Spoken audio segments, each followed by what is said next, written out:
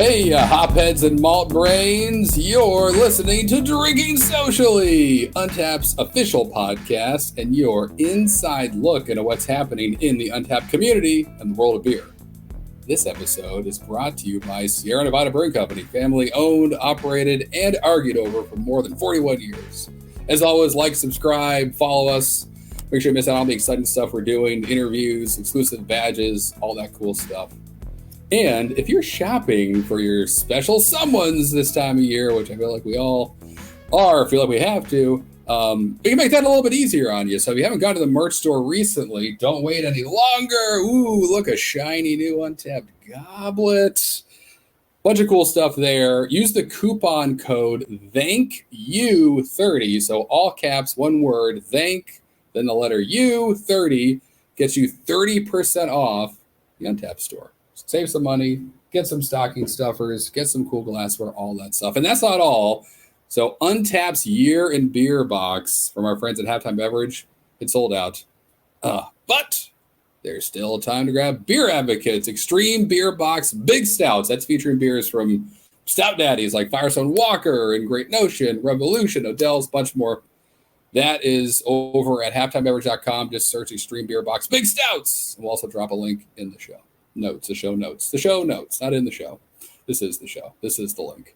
I'm reading it to you now. Okay. Guys and gals, it's back. What am I talking about? Well, if you're watching this, you know. And you also know it's not this hat or this sweater. I'm talking about the most wonderful time of beer. Year. Actually, with both. You know what I mean, but in case you're new here, it's celebration season! I need the second one. Here it is. Now they're all shaken up. Everyone's going to watch me forget this in 2 minutes and open this beer and have it all over my beard. Okay. So while the hop harvest of 2022 is over, Sierra Nevada was kind enough for the 40th year in a row now to pack all that is great and fresh about hops into this glorious little red can for us all to enjoy. In fact, it's no coincidence that this can looks like a miniature Santa pack full of presents, but not presents that, in the traditional sense. I'm talking about piney nose tickling presents, which are the best kind. And what goes better with the beer than a shiny new animated badge? So we have one of those on Untappd. It's an exclusive. I need a soundboard. Celebration badge. You can unlock it. We're going to unlock it tonight with your check-in as well. We'll have more details about that in a minute. But even better than everything I've just mentioned, to continue our trend this season, you're not going to have to suffer through a podcast of Kyle and myself kind of guessing how Sierra Nevada makes this beer taste so fresh and amazing year after year. You're going to get to hear it from Sierra Nevada themselves in a few minutes. I'm going to be bringing on Terence Sullivan, the product manager and brewery ambassador at Sierra Nevada, and Isaiah Mangold, the product innovation supervisor, to talk about all things celebration. But first, let me get your friendly neighborhood Kyle Roderick out here. Kyle, how is celebration season treating you so far? Okay, I'm doing my best to figure out how to put headphones over this very large hat that both you and I have decided to don. It's still like 70 degrees outside here, so maybe not the best time of year to do this, but I know. It is keeping me quite warm now. I'm feeling fairly good about it. I do ho Harrison. I come bearing gifts. Yes. An entire 6-pack. I will not be, well, I can't guarantee that now. I do have 6 of them. So perhaps I need to find some friends, share that with friends. But I do also come bearing gifts of a new badge, which you can earn between now, go check in, listen, until December 16th. So you're going to want to do this fairly quickly. Check in one Celebration Fresh Hop IPA. Can either be the 2022 version or it can be the regular version. Just whichever you decide to get your hands on and check in, depending on how you want to check in on Untappd. Check that in. You'll earn the badge and become one of many who have already earned it. I've had 5 this year already, so I'm doing quite well. One interesting little tidbit of information before we bring on folks to the show. the loyal drinkers of Celebration, I do have to say, on Untappd, are loyal, like to the core, to the extent that they are changing during the season, or maybe all year long. I'm not quite sure. I think it does all They year. they change it to Celebration. The label logo of Celebration is their avatar on here. That is the kind of fandom that we have for this beverage, and I am quite excited to dig in. I know. So let's do that. I'm sweating. I need a drink. I really hope this doesn't explode in my face. Let's give me another 10 seconds as we welcome on Isaiah and Terrence to the show. Cheers, guys. Welcome. Welcome to Drinking Socially. Hey, so since you each have a hat on, I thought I'd put this on. Look at that. This is mainly for Isaiah, knowing that he's a Dolphins fan, and we got a big matchup this weekend. So so I had to. You better wear a hard hat. Office, so I'm like, hey, all right. I love it. Yeah, it could. I think both teams are going to need a hard hat for that game. It's going to be a good one. Anyways, Yeah.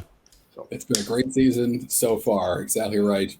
I don't want to start any fights, but this is an Eagles. This is the 10-1. Oh, see, there you go. Today. Hey, 10-1, but hopefully by 11-1 by the time this goes live. Yeah. The Eagles are quarterback going to make me sweat. Horrible sweats. What does Kyle have to show? Yeah, Untappd. Nothing. Team Santa. I think. None. Kyle's like, I'm a Houston Texans fan. Let's get to the beer. Get a little top off here. I know. All right, so let's we can talk football all night, but let's have some beer while we do it. Let's pour some Celebration. Let's cheers, guys. I'm so pumped to drink this thing. You know, I was telling Kyle last week I wanted to wait for the show to have my first couple pints of it this season, but I failed. I started drinking my 12-pack last week. But cheers, welcome. Let's dive into this thing. Cheers. Woo! Cheers. Thanks for having us. Man, It's the Sally. most wonderful time of the year right there. It really is. On the glass. So let's talk about that. If someone, for whatever reason, is living under a rock or whatnot, maybe just new to beer, and they're like having Celebration for the first time, what can they expect from this? Like, what would they be experiencing when they open the can, other than like a room full of, like, there's like a pine forest just popped up behind me. But other than that, like, or let's talk more about that. But take it away, guys. Like, what are they going to experience when they enjoy this beer the first time? well, yeah, I think right off the bat, like you mentioned, pine forest. I mean, obviously has that pine in there, but I mean, it's all about the hops. You know, kind of the idea behind Sully were those fresh hops. So that's what you're getting from it. You're getting that pine. I get like floral, a nice floral citrus note that's really aromatically coming at you, and then you get a little bit of that. Get a little bit of that sweetness from the malt starting to creep through a little bit there. Just kind of accentuates that, you know, that fresh floral note to it. Yeah, I get citrus notes too as well. And as we dive into this a little bit more, I've been brewing Celebration Ale. Well, I don't technically brew anymore. I used to brew years ago. That was my first job at Sierra Nevada, and so 28 years ago. Wow. So I've drank 28 years worth of Celebration while an employee. But there's certain little nuances of the beer that I find does actually change from year to year. We pride ourselves on, it's pretty much the same recipe. It's actually a very simple recipe in a lot of ways. But using the fresh hops, like right out of the field, they're harvested, they're kilned, they're brought in-house, and we wait until those first hops actually come. And I experience some sort of little different nuances. Like I find this year Celebration is maybe Isaiah gets some floral. I'm pretty I don't know. I don't get as much floral this year as I have in years past. It's just a little different, a little bit more pine forward for me, which is coming from the Cascades and Citra. And then the Centennials, I've always said that is one of my favorite hops to work with, because I really love the floral aspects of it. I tell this story almost every time I've talked about the Celebration Ale, but Centennials have this like rose character that reminds me of my youth, because my mom always had rose gardens, and as her children, we used to have to go out on occasion and pick fresh roses and bring them into the house to decorate the house with. So always found it amazing, the different rose varieties and the different smells that they had. And that's whenever like I find that in Celebration Ale too. So yeah, I think, remember to take your children around and stop and let them smell the roses. That's right. That's not an app. It's before apps. The first app, picking a flower, puts you right. That's what our hands were kind of made to do. Now everyone has thumbs the size of thighs, with all these phone stuff. But I'm right there with you. That's really this is I love that, and that the kind of now I'm hunting for the rose, and it kind of jumps out a little bit for me too. I think that's the big, difference. And one of the beauties about Celebration Ale is it is the same recipe every year. And as a brewer, I can geek out on that all day long because I know I'm getting the first Centennial of the year. We could talk about that when we're picking those every year. Yeah. Remember back when I worked in production, that first truck that came in with those Centennials that I know we picked every year. As a brewer, you're just like, it's like opening presents. You're ready to go in and get, and really to see what that nuance is. Because like Terence said, every year it's going to be different based on how that hop, evolved that year. And some years you get more pine and a touch of citrus. And some years you just get this huge rose bouquet from the Centennial hops, which are really the shining star. A little more pine this year, but I do get some of that floral, maybe not so much that geraniol kind of rosiness, but it is a floral kind of bouquet that's there still just behind the citrus and pine.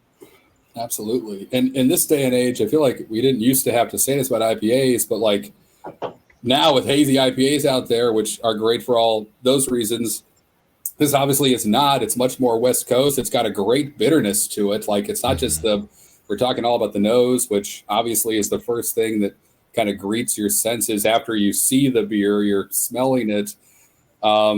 And like, but it's an amazingly bitter, but still like so balanced. Like you said, like that's one of my favorite things about every Sierra Nevada beer is like the malt is there and it's not an afterthought. It's like its own complex kind of dance. And people talk about hops all day, but like kind of the caramelized malts you guys have in here. And it's probably only like one kind of them, if I had to guess, one or two. They're also like lifting up those hops in a way that like it's not abrasive. The bitterness isn't making you not want to drink anymore. It's making you want to drink more because it's so refreshing. Can you talk a little about that kind of like, because again, it feels like all your beers do such a great job of balancing the hops and the malt profile when it comes to Celebration though, and how you guys kind of like approach that back in the day, think about it now. Yeah, I think that's a great point. Like, where does Celebration fit today with the just bludgeoning of hops, that we've right. As brewers, I'm a hophead. I love it. Like, I mean, take it to 11 with hops as well. Cut the malts down, like we see in typical West Coast IPAs that still have that abrasive bitterness. But Celebration was well before that. And I would say, for me, when I was growing up and I first experienced Celebration, I was really your first American IPA that I can, focus in on and say, that was kind of the start of it for me, in that regard. And where it sits today is like, you still have, caramel malts. That's a no-no. We get a lot of flack for having, crystal malts or anything in some of our beers, but I think it's an important part, when designing beers, that it's beer, it's malt, you have that beauty that's still there, and Celebration is just absolutely a beacon to that because it's still there. Like even in the aroma, I get a little bit of malt in there that just, it's perfectly in place, and I would be sad if it wasn't there, type of a thing. So, crafting it, Yeah, I think going back and I'm gonna put I'm gonna take my own twist on it. I've never really talked to Ken that much about like obviously we talked about the early days, but I would imagine that a lot of his designing around recipes were based off of beers that he was drinking and trying in the 70s, leading up to the start of Sierra Nevada. And so, you know, you look at a lot of the old styles of an English style IPA and, you know, English pale ales and things of that nature. They all had a little bit of, you know, either roasted malts or caramelized malts or something of that nature. And so that was just a natural fit is to like, okay, we're going to make this beer that's an IPA, but with American twist by using American hops that are, you know, bold and very, very forward compared to, you know, European or English style hops. And so it became a natural fit for this beer. And I will say for the 41st consecutive year, we have left the nutmeg and cinnamon out of the recipe. So we still haven't added that, no matter what people say and ask about it. We still haven't added it. In the pantry. Yeah. We reserve those for other beers. Right. But yeah, it's really kind of the like the meat and potatoes of this whole beer is like it really does, like, especially this time of the year too, is of like the seasonality of it. It gives the beer a much greater backbone. That really I think drives it home, that malty, that little sweetness on the back end. It really adds to the pleasure of this beer. And again, that same thing is like there's a point when we make Celebration Ale, it's pretty much what I drink from the point it goes on tap in the pub. It goes into my fridge until I can't get it anymore. So it just really fits with the season, and obviously like the label, oh wow, it's really cute. And,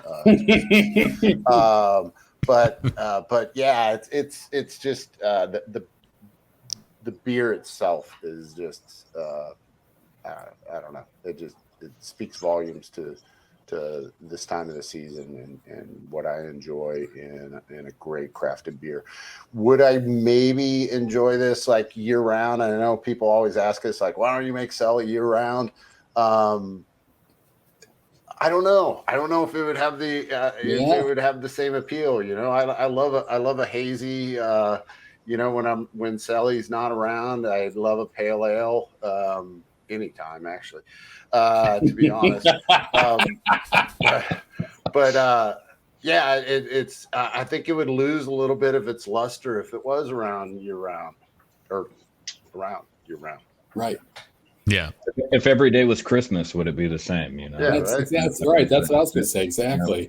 There is something magical about like that day around Halloween or before, and you walk into the supermarket and it's on the shelf, and you're like, oh, is it really? Is it now? Is it too early to drink it? Yeah, that's what I was literally noticing, like, you know, on Untappd and Beer Advocate and all those. It was just like this, like, where have you seen it? Ooh, Scott, where you know, I'm in South Philly. Where did you get that? You know? How do I get it? That's right. Yeah. That's right. It is. It's amazing. It's easily one of, if not the most celebrated seasonal beers ever. Like, you know, it's been, certainly has like the pedigree, the length, like in terms of years that people have freaked out about this beer as a seasonal. That, by the way, was a shout out to my Philly crew out there on Beer Advocate that try to keep me as honest as possible. So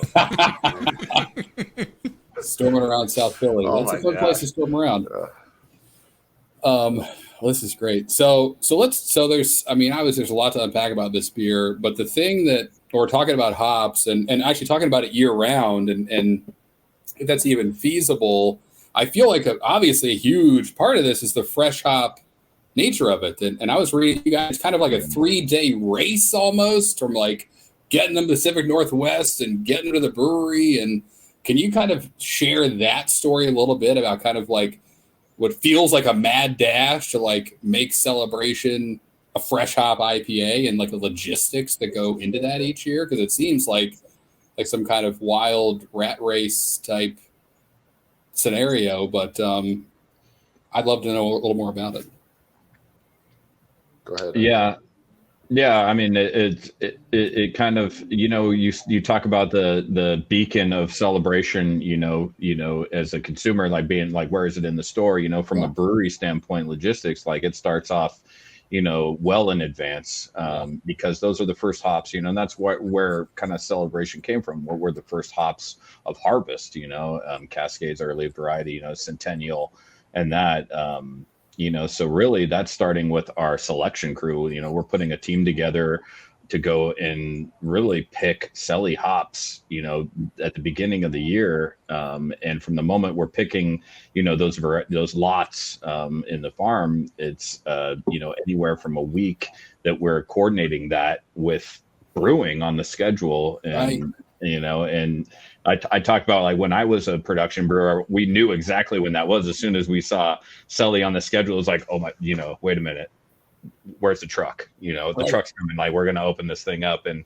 the brewers would meet, if you're on shift, you're coming out there, like, peeking in the truck, can I get my hands on some of these hops? Because as soon as they're coming off the truck, I mean, we're literally in the brew house, we're mashed in and we're ready for it. Because that's what this beer is all about. It's a focus on the freshest, hops of the season, handpicked, and whole cone, right. Absolutely, 100%. It's a testament to brewing, like to brewers' passion, and selection of the finest ingredients, and we appreciate that as a brewer. Yeah, I'll expand on that. I tell this story a lot, but Mark's got so many stories. Oh, fuck. So, for me, and it was a special time for me. I started working Sierra Nevada in May of 1994, and I was fortunate that we were small enough at that time that new brewers, when they came on, everybody had been to hop selection, and so it's like, oh, let's bring the new dude. And man, that was a bad idea. Except I had to share a room with Ken. And by the way, Ken snores a lot and loud. Exclusive here. Exclusive right there. A little known fact. So anyways, and of course I was nervous, right? Just a young kid right out of college, and working for a brewery that that's what I went to school for. I went to school to I had a dream to work for either Sierra Nevada or Anchorstein, and I got what I wanted, and it's been a fucking hell of a ride. Good choice. But one of the things is during that hop selection was we devoted. I don't know if I think they still do it this way, but it was like literally we were selecting on certain days. These are the hops that are going to go into Selly. These are the hops. I mean, we're buying Cascades for year round for pale ale, but sure, this lot right here this is the prime. This is what we're going to use for Selly. Dressler's over there writing down his notes. We're going to use these. The Centennials, we pretty much knew that was all going to go into Bigfoot and Celebration Ale. So that was a no-brainer. We were just going to pick the best ones we could find. Right. But that aspect of like, okay, you're up there selecting, and I could not wait until those hops made it to Chico. We flew in, and maybe a day later the hops are coming in, and I knew we were brewing. So it's like I'm grabbing the same hops, and I'm putting them in buckets, the same ones that I selected up in Yakima, and just that whole that's where it really got so. And it's so exciting internally at the company too, because everybody knows all the brewers are like, yeah, we're doing Selly next week, and whoa, we're doing Selly, and everybody knows that 2 weeks after that, it's like we're tasting Selly off the tank, and then it's chilled down. It's we're getting the dry hops ready, all that kind of stuff. So about a week fermentation, and then we chill it down. Sorry, a couple days of fermentation. Then we add the dry hops, and then once it starts chilling, everybody's back there tasting. And once it goes through filtration, hey, first run of filtration is tomorrow. Come on down. You know, everyone's at the plate and frame, and they're tasting away, and then you're all excited, like, oh, cool, we're gonna have celly. No, you're not getting celly because we're gonna bottle condition it. So you need to wait 2 more weeks because we're gonna put it into a bottle or now a can, and bottles. Actually, I have a bottle. This might be pissing people off, but we do a small run of bottles, mainly because Ken really loves the Celebration Ale in bottles, and we found some outlets. So there's certain accounts around the country that get bottled Celebration Ale, and so anyways, you waited for that, right? You're like, oh man, I tasted off the plate and frame. Like, what is it going to taste like in the bottle? And then it comes through sensory, and you're like, yes. And then it goes out in the trade. But best of all, it goes over into our pub on draft, and that's the pinnacle. And then that entire 2.5 months, up until January 1st, you get to enjoy it. And when the new year hits, I mean, we used to drag it a little bit longer back in the day, but generally we want to, roll in our new seasonal, which is Powder Day this next coming year again. But that's like, okay, I got this window in to enjoy it, and you better get it while it's there, because there's no going back once it's over, and then you're waiting all around. And I say this because I think of all of our seasonals. One of the things we talked about prior to this little chat is we're bringing back Summerfest and Oktoberfest for 2023. We heard what everyone said, and so we're bringing those back. And those they're great. I mean, they're great beers. Our spring seasonal Powder Days, great beer. It just doesn't. It doesn't have that anticipation of that whole thing of like waiting to get the hops and bringing the hops in, and it's just something special.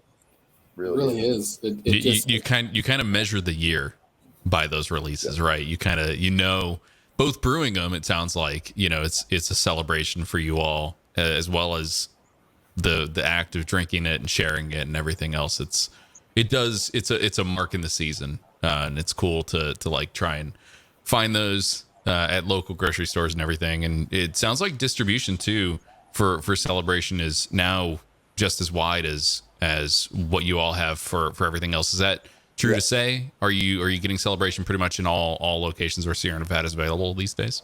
Oh yeah, it's always been kind of nationwide. Once we started getting every single state, it makes it out of the country a little bit. It's a little difficult in certain areas. Sure.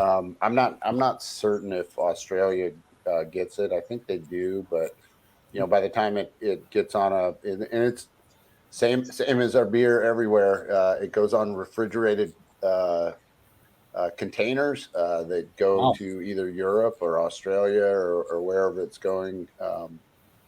And obviously it takes a little bit longer to man a boat all the way to Australia than it does to get on a truck and go to Southern California or Mills River to Philly. So I'm sure that'd be interesting to measure too on our side. Find out what's the furthest Celebration has traveled. Right? Is it has a can or a bottle made its way all the way to Antarctica or something? That would that's an interesting thing you say, Kyle, because we have been asked to have our beer and certain things. I think we had some stuff that went into space at one time, but never Celebration Ale. We gotta do that. Like, we're gonna go venture on the moon soon. We gotta get a We're going back to the moon, and then I can say it's been on the moon, man. First beer on the moon, Celebration Celebration. We're There's we're gonna calling be it here. one. It should be Celebration. Man. That's a good pick. Right. Yeah. Yes. Yeah, celebrate the arrival to the moon.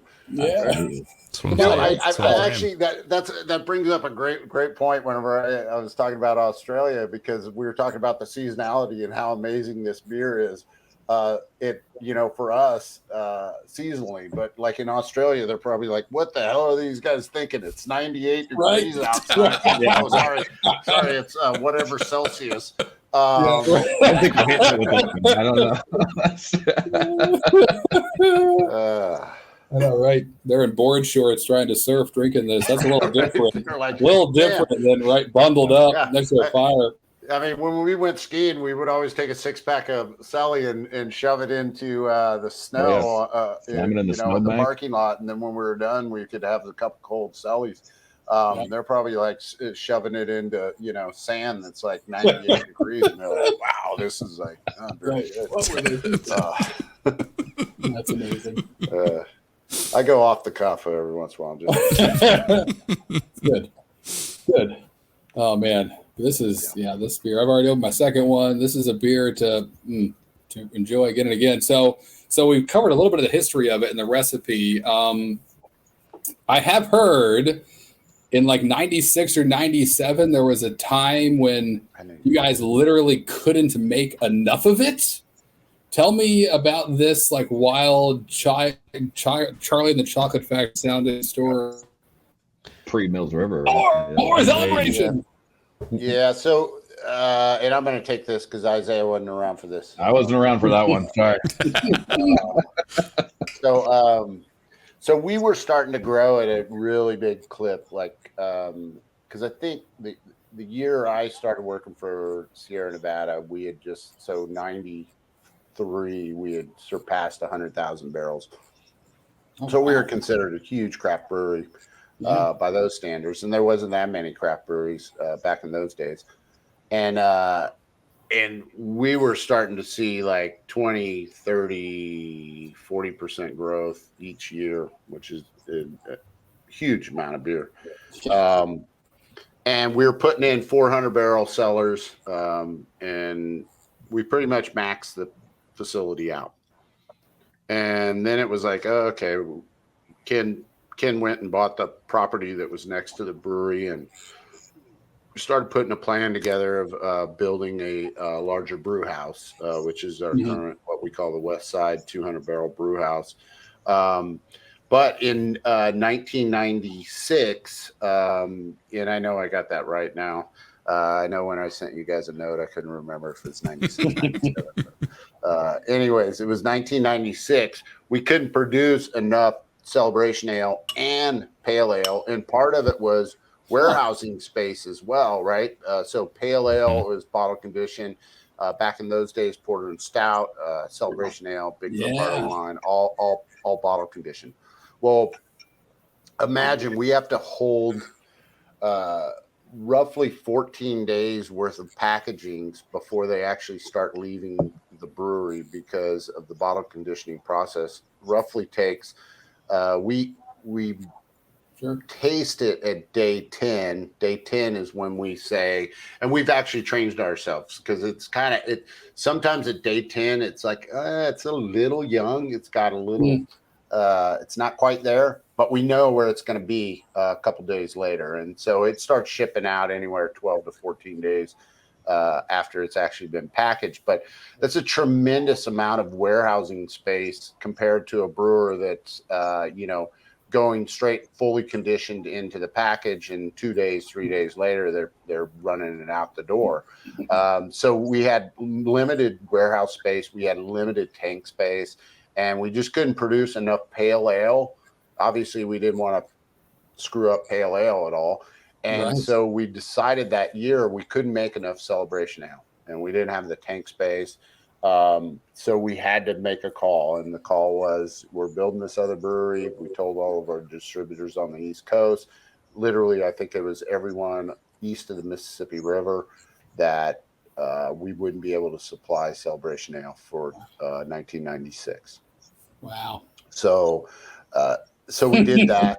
And then, but we had one account that wrote this amazing letter to Ken and Steve Harrison, God bless him, at the time. And it was like, we've served Celebration every year since you guys first distributed it in New York. And it's just across the Tappan Zee Bridge, little pub up there. And we were able to sneak, I think it was 4 half barrels of Celebration Ale. So that was the only place on the East Coast that actually got Celebration Ale. Wow. We did have people that actually flew to California just to pick up some cases and take them back with them to the East Coast. But that was like one of those really cool stories. I mean, that's one of the, I just got an email today that someone that lives in Texas found out about the E.H. Taylor and wants to fly to California because we still have it in some liquor stores. So I don't know if you know about the E.H. Taylor Bigfoot barley wine collaboration that we did. But we still put in some markets in Chico. And so they got a hold of our head of tours. He's going to pick up some bottles, even though I got some bottles. Don't tell anyone. But anyways, he's going to go get some bottles and save them for the guy, and he's flying in on the 15th, and he's going to go. There we go. He's going to go on a tour and then take his bottles and fly back to Texas with his bottles. So that's always really like an awesome thing of we're still kind of relevant that way, even though all these years people really love that aspect. But by 97, we had a cellar 800 barrel fermenters that were producing pale ale, and we could get back on board with Celebration Ale. So Sally for everyone. Yeah. Wow. That's amazing. That feels like it should be a movie, and like Paul Rudd and Seth Rogen are in it for some reason, and there's a road trip that goes awry. Exactly. I see it. I can see the adventure. People forget Smoking the Bandit. Wasn't that about him trying to get like a truck full of Coors Light? Like that was like the original. I want to get a beer. I'll do whatever it takes. Beer in Texarkana, right? Right. Regular tours. Banquet. Was that Banquet? Right. Yeah. Banquet's Banquet. You're right. Yeah. Original Coors. Yeah. Yeah. It was right. So beer does things to people. It beyond the obvious. I'm on my second now. All right. It's that time. So I'm curious. So obviously we covered the fresh hop side of this, I think, pretty well. But you mentioned something, Terrence, the dry hopping. So tell me that now, like every beer nut out there cares about. Is it double dry hopped? Is it X, Y, and Z? How long did you do it? Did you turn all the lights off in the cellar so no light touched the hops? I don't really care about that. I kind of want to know that from you, like, what is that like? Obviously, we're doing whole cone, I'm assuming. I'm a dry hop as well. But, like, I saw on your Instagram the video of the hop bags on the chains. And what am I looking at? Like, tell me about this whole, like, what goes into dry hopping this beer? Because it looks like you're using stuff that they used to build ocean liners 100 years ago just to make this happen. And I appreciate that. So, but tell me, what am I looking at when I see stuff like that? What's happening? I'm going to let Isaiah talk about it. Before Isaiah talks about it, I would like to give a shout out to Jackie Samuelson, who used to work in our she was one of our first main retirees. She worked her entire career in our restaurant pub, and she's a seamstress, and a damn good seamstress. And Steve Dressler, back in the day when we started, we're making more Celebration Ale, she would make these mesh bags and sew them. I don't know if she still does. Do you know that, Isaiah? I don't know if she still sews them. But if she does, bless her heart, because I mean, that's a commodity. The amount she would do, and it was a great thing, which was really a cool thing. Her husband worked in the almond orchards, sorry, if you're from Northern California. But she would sew all of our hop bags that we used, and we paid her by the bag. and we bought all the material, and it's like, okay, I forgot I don't even know what we paid her, but all the money went to Christmas presents for her grandkids. So she just compile all this money, and that's what she bought all of the gifts for her kids. That's incredible. It's always like, that's amazing. It's like that. Before Isaiah talks about the dry hopping, I got to talk about this. Like, there's some weird thing with like the Grossmans and like the whole Christmas theme, and those that have maybe witnessed it. And I don't think since COVID, we kind of took it away. I don't know if they're going to bring it back this year. I don't think so, because it's usually during Thanksgiving weekend they bring it. But Ken's wife is really into collecting Santa Clauses. Oh. And like Christmas vintage, vintage Christmas stuff, and so she some say she might have the largest collection in the United States, which is kind of cool. And those that maybe remember that visited either Chico or Mills River, we used to have them all on display, and it's kind of creepy though. Actually, some of them, some of those old Santa Clauses from giant German Santa Clauses. Early 1900s. It's like, whoa, like, terrifying looking, right? Yeah.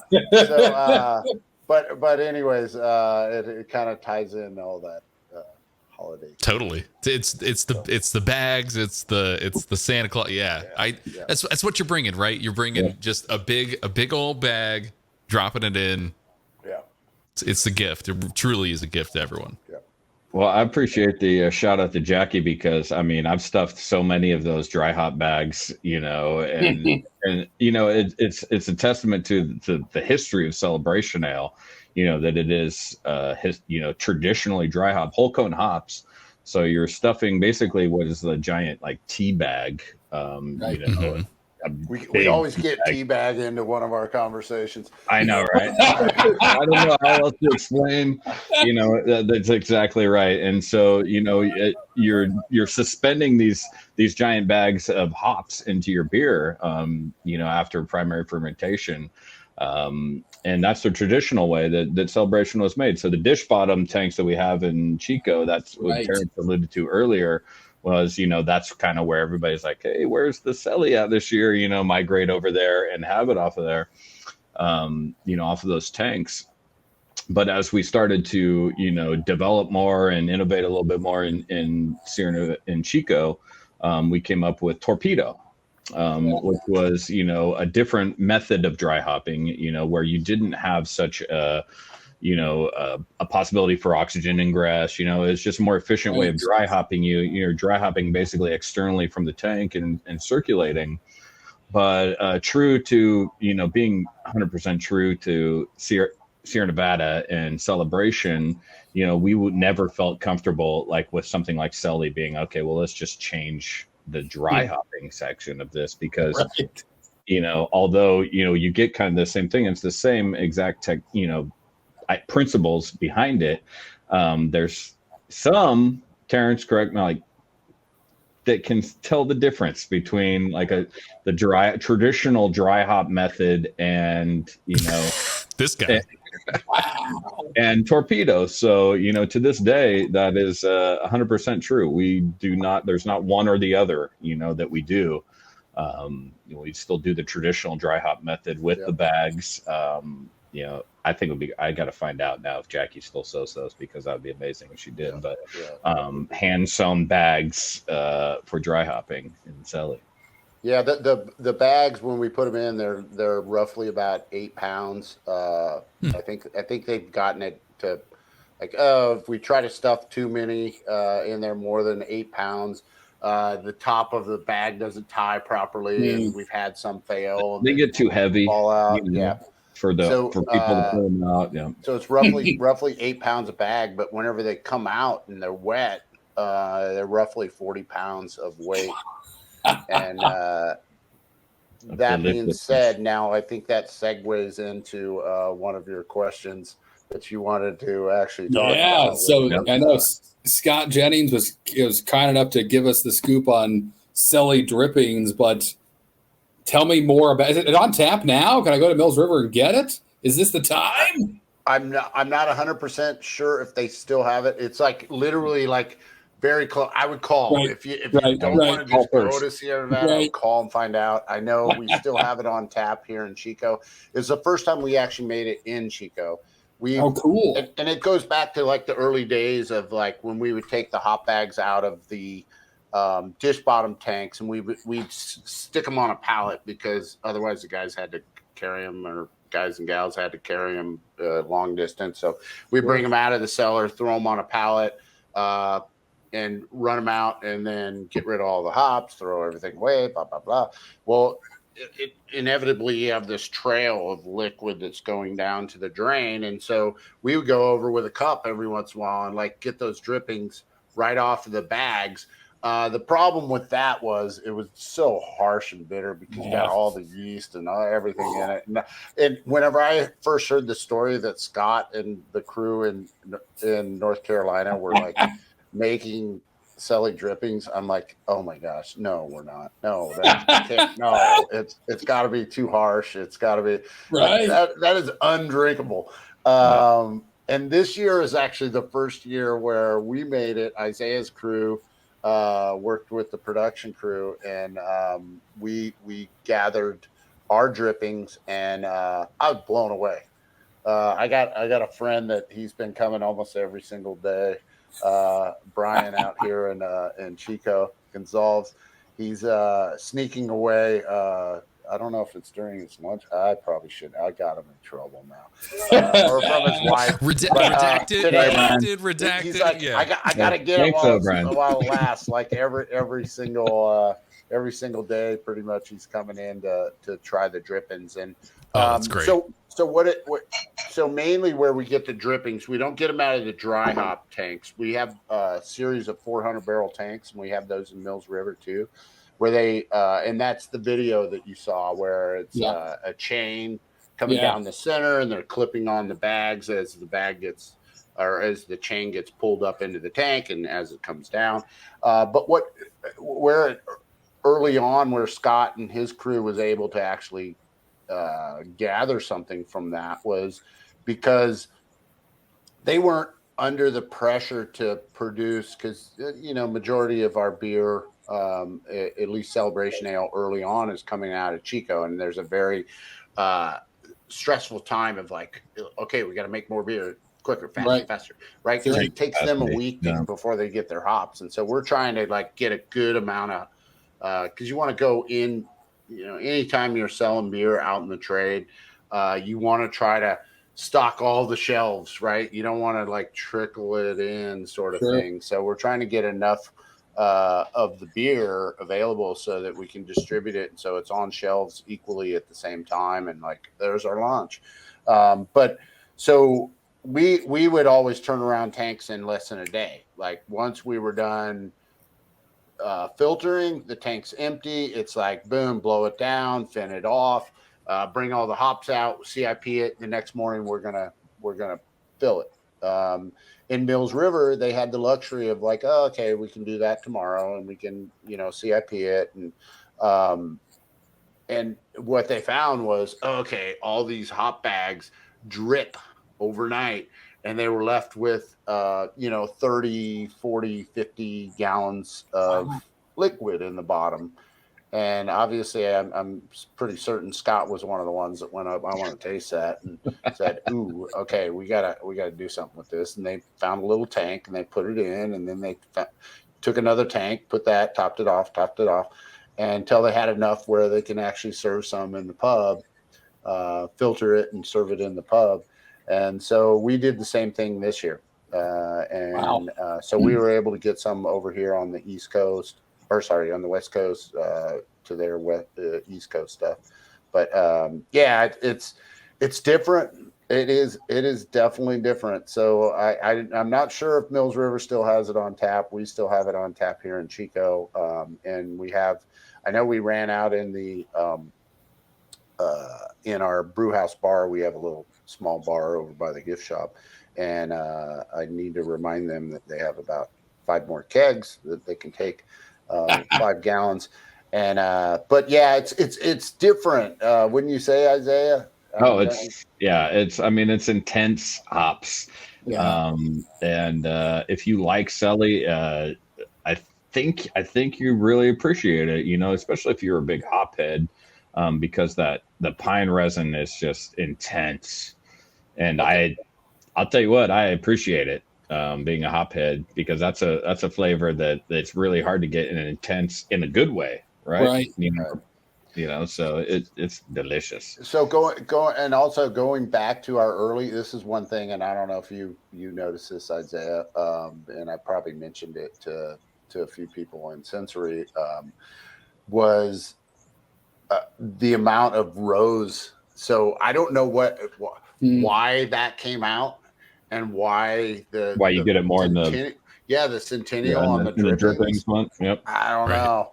I don't know either. Yeah, I mean, I think it just takes all those Selly flavors, and are just like so intense. And I was just over in the brew house bar talking to some people about it, and they were like, "Man, they were surprised. They were surprised. I mean, they was like, "Oh my gosh, I didn't was not expecting that." In a very good way. It's just the hop intensity is fantastic, and like Terence said, I mean, I've tried that. I've tried straight liquid off of hops before, and with the yeast and the trub, and you're like, oh my god, that's just not good at all. But that's a bad idea. But yeah, given the time and collecting it all and then filtering it, making sure you separated all that, it's just a beautiful contrast to Celebration. To really, if you want to geek out on something, I mean, find it and try it out, because it's unique for sure. It's cool. It's really cool to see. I'm looking. So technically, different beer on Untappd from Celebration, right? It's a little bit of a different process. So there is a beer specific for the drippings, and there are folks having them side by side. So it's interesting to see the photos. It's a little lighter, a little hazier, less clarity to it. A little hazier, yeah. It's interesting to see them side by side. It's interesting to see folks trying them at, obviously the Mills River Tap Room and everything. And one person here, I'm going to click through on this. One person, David R, has a growler of it. They took a whole growler of this home, which sounds intense, but also interesting. Like an interesting side by side to do. So it's cool to see. That's probably out of Mills River. Yep. It looks like it might still be on tap there, looking at your website. But as if each brewery location, it's already a destination, every beer fan's map, but to add Selly drippings to it. This beer, I mean, as we talk more and more about it, it really does. It feels like a celebration beyond the beer. It feels like the ecosystem, the orbit of Celebration is so big, from like the people that help make it, from the hop bags, actually the beer itself, to the different ways you can enjoy it, to the fact that sometimes it's bottles, sometimes it's cans. It hasn't changed in years, but the hops are different. Of course, every year they're organic. They're gonna have some variations there. Like it's definitely larger than a beer. I don't know what to call it.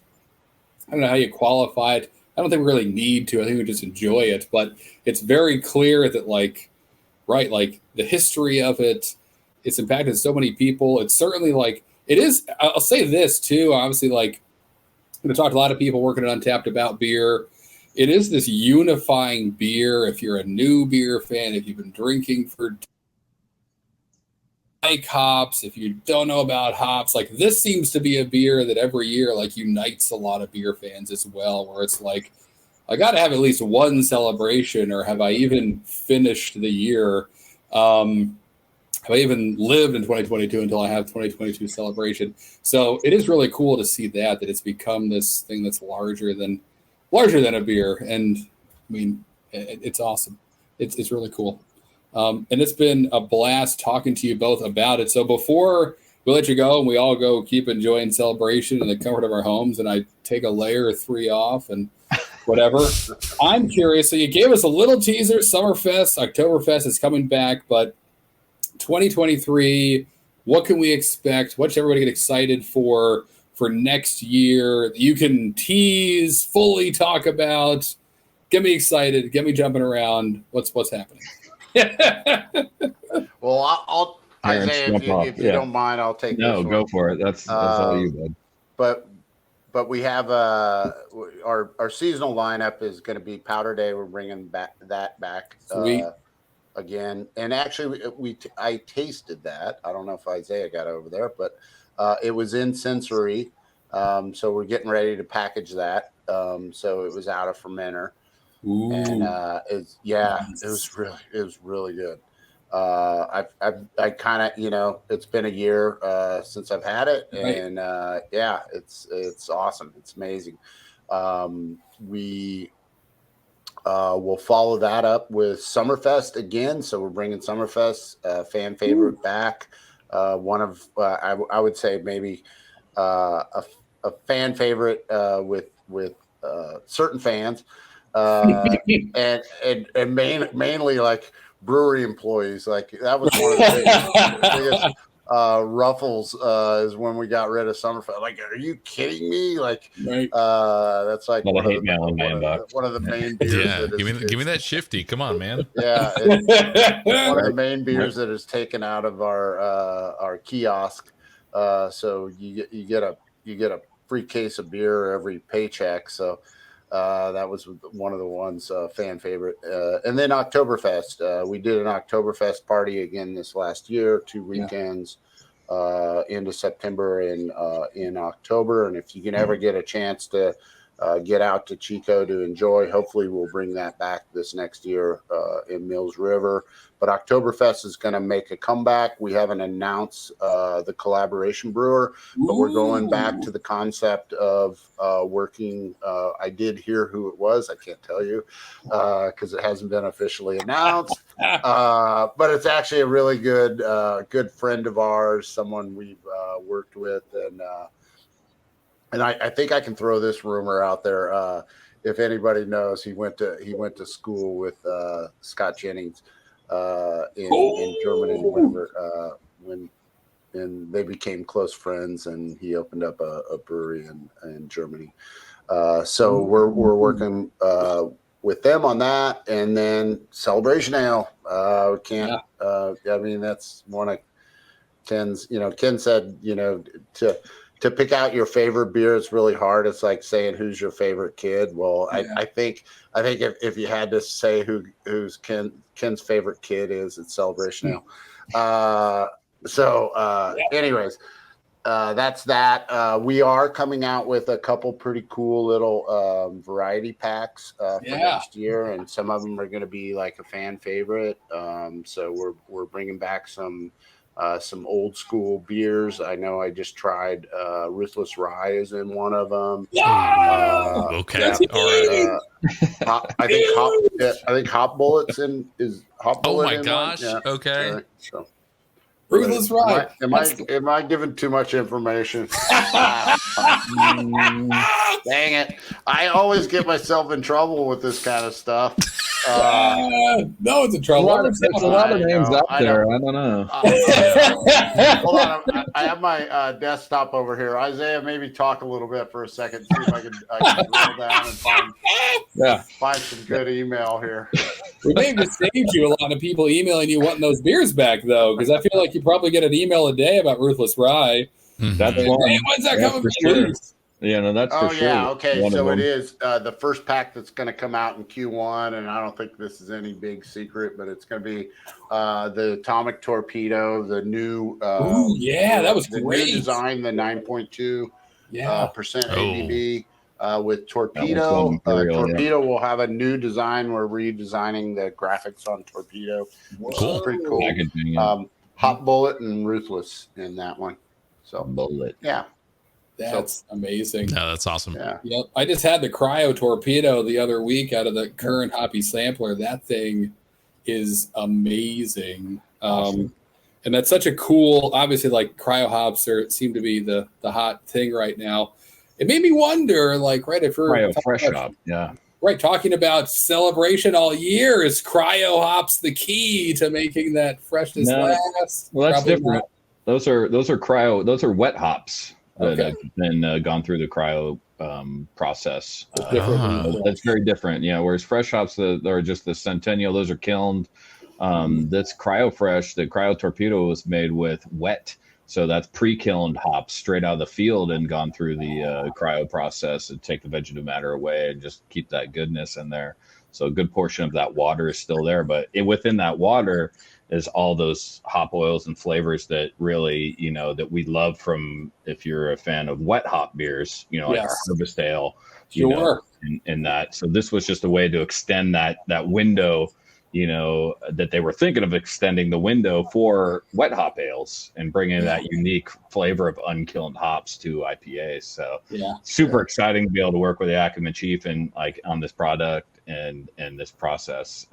It's exciting. I'm going to add to that. I'm going to add to that because I know a lot of your listeners out there, they kind of, we've had some heated debates over the years, especially me being a brand ambassador and going out in the trade and the difference between fresh hop and wet hop. And we made, in the U.S., we were the first brewer to ever make as far as we know, in current craft beer industry, that kind of started in the 70s. We're the first brewery that's ever worked with a wet hop directly out of the field, brought to the brewery within 24 hours and made a beer with it. A lot of brewers I know call it a fresh hop beer. In our, and I want to say that we can call it what we want because we made the very first one. We always called it a wet hop ale because Celebration was always our fresh hop ale because we used the freshest hops that were harvested, and that was how we designated it internally, and so that's how we talk about it externally. Is wet hop is Northern Hemisphere. The cryo is made with wet hops. And fresh hops are what's actually harvested that year and used within a time frame of when they were actually harvested. So that's how we've always kind of. But I will encourage anybody. The cryo fresh blew my mind. Great. It's a really, really amazing beer. It's one of those ones I've been arguing with a few people here of can we get that on draft and get that out in the trade so people can actually try that on tap and realize how good it is. And then, obviously go buy a 12-pack. I mean, you only get 3 beers out of it, but it could possibly be a brand that we come out with down the road. And if we get enough love for it, and I think it's worth that because it's a really outstanding beer. Such a unique beer, such a unique beer to be able to have a wet hop beer that's available nationally, exactly.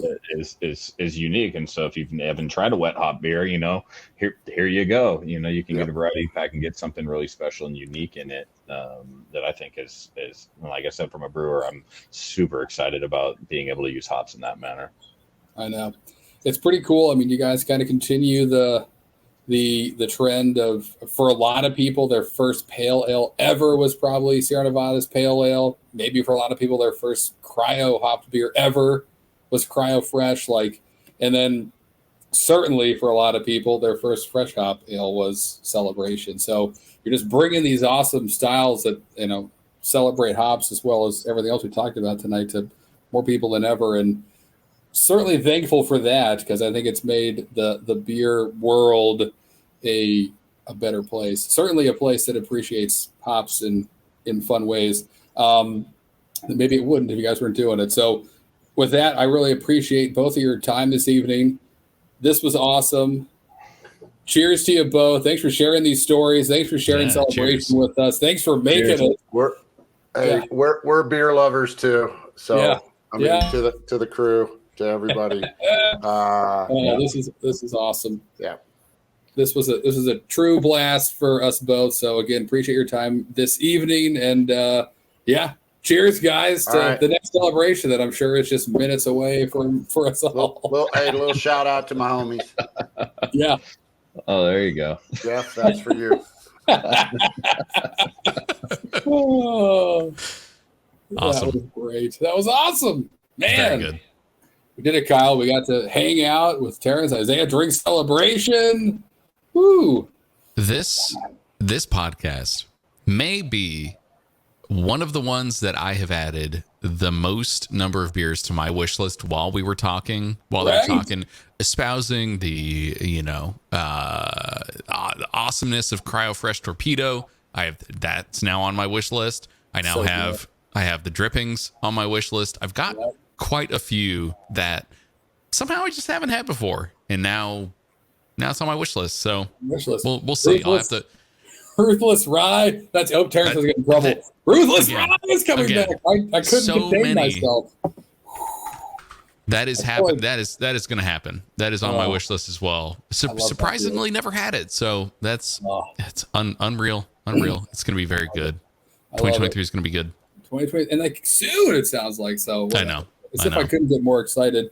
I know I gotta stock up on celebration. I forgot to mention it, but one of our unofficial traditions in this house is the Christmas tree stays up until the last can of celebration is consumed. So ours looks great this year. Okay. So I gotta stock up so it stays alive longer. It's just Harrison, it's July. Why do you have a tree still in your house? Yeah. What'd you do? Right. They're ants and bugs and the sap is everywhere. They're causing all kinds of problems to the foundation. Somehow the beer is still really, really good. Right, exactly. But your tree is completely dead. I don't know what to do with this. Yeah, so. I know. I'm not overthinking the tradition there. Hopefully, although you're right, probably 1 year it'll be. It'll be the last year I'm allowed to do it. That's right. Totally. Absolutely. Oh my God. Speaking of the last year, this is not the last year. I will say it's the latest year. We are, folks for listening, we are releasing Year in Beer 2022 here very, very soon. I don't have a specific date I can share with you quite yet. It's coming very, very soon. It's December. Surprise. Year in Beer. It is our annual statistics analysis, I'd say, of what you've had in the year. It's like Spotify Wrapped, but for beer. That's right. It is quite literally a celebration of sorts of what you've had during the year. We are doing some really cool stuff with it this year. We're working with a partner. We're having some special badges that you'll earn alongside it. And I think the coolest thing, if you aren't an insider yet, you will be able to go backwards in time and do your year in beer for previous years. So get that insider's account, go and check out Year in Beer when it's available. We will drop that on our social media, Untappd, pretty much everywhere. So go follow. Yeah, you're not going to miss it. Share it. Share us on your Year in Beers. Drop it on your Instagrams. And I do want to see them. I want to see everyone's top beers and everyone's, what was your favorite style? What was your highest rated beer? All of those things. Love seeing them. Tag us, please. Please do that and enjoy that. Yeah, it's the coolest. Again, this time of year, so much fun for so many reasons. Celebration, Year in Beer, it's all happening. Something else happening. The end of the season. So we did it. Another season drinking socially in the books. Hope you all had fun checking in along with us. We had lots of laughs, lots of beers. I feel like I learned a lot, which is probably why my brain hurts every day. The hat's a little tighter than it was last year, I think. Yeah. Maybe that's what it is, right? I'm growing in all the wrong. I guess I'm getting smarter. My hair is getting heaver. That's right. Whatever. But I had a blast, Kyle. This was awesome. So thank you for entertaining me and keeping me sane. As we got to cram our brains full of knowledge and our mouths full of beer. That's right.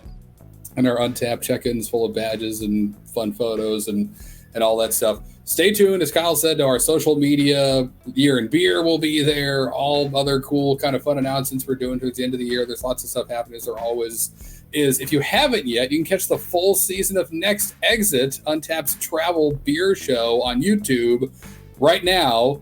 Kenny actually visited my old stopping grounds in Philadelphia, one of the episodes. It's great. They're all great, but there's a whole season of Next Exit. on our YouTube. Check that out. Other than that, find Kyle and I on Untappd if you haven't yet. Tag us. Get ready to share your beer with all your friends. And other than that, I mean, it's been an amazing year, Kyle. Cheers, everybody. Thanks for along with us. Cheers, everybody.